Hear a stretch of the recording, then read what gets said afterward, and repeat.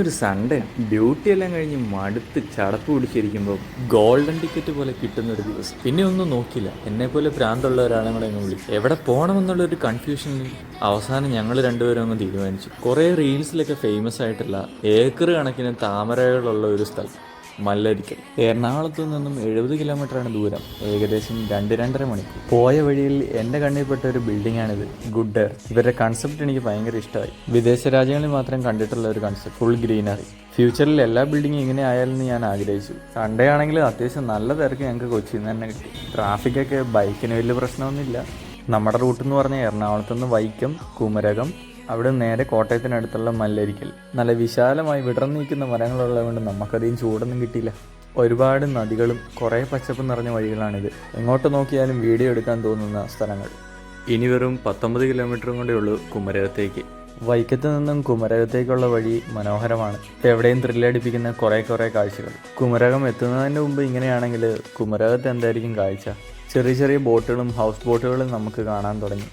കുമരകം എന്ന് പറയുമ്പോൾ തന്നെ നമ്മുടെ എല്ലാവരും മൈൻഡിൽ വരുന്നത് ഹൗസ് ബോട്ടുകളും താറാവിറച്ചിയും കരിമീനും ആയിരിക്കും, പിന്നെ നാടൻ കള്ളും. അങ്ങോട്ട് പോകുന്ന വഴിക്ക് കുമരകം പക്ഷി സങ്കേതം കണ്ടതാണ്, ബേർഡ് സാഞ്ചുറി. അപ്പോൾ അവിടെ നിന്ന് നിർത്തി.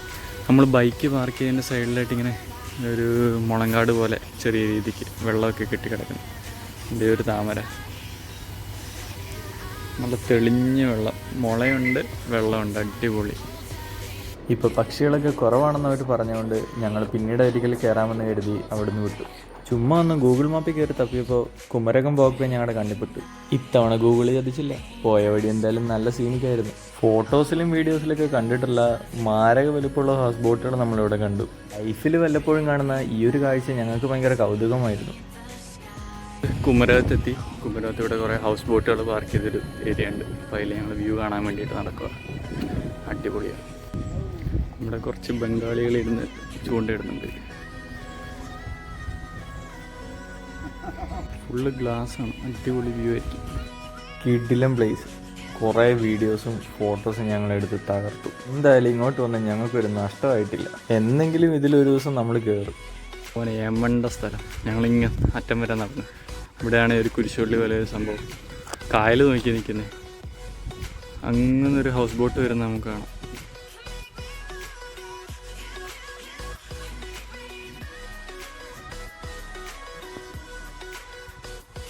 നമ്മളിവിടെ നിൽക്കുമ്പോൾ ഒരു ബോട്ട് വരുന്നുണ്ട്, പാട്ടൊക്കെ ഇട്ടിട്ട്. കാലി ബോട്ടല്ല അത്,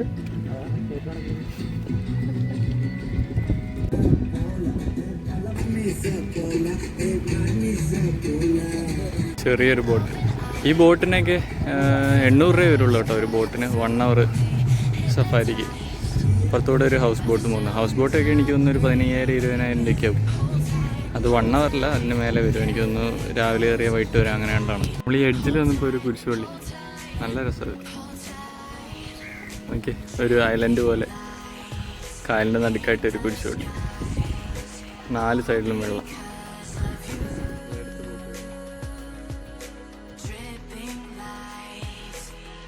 ഞങ്ങൾ നിന്നതിന് സൈഡിലായിട്ടൊരു അടിപൊളി റിസോർട്ട്, നല്ല ഗാർഡനൊക്കെ ഉള്ള. അതിൻ്റെ തൊട്ട് മുമ്പിലായിട്ട് കായൽ.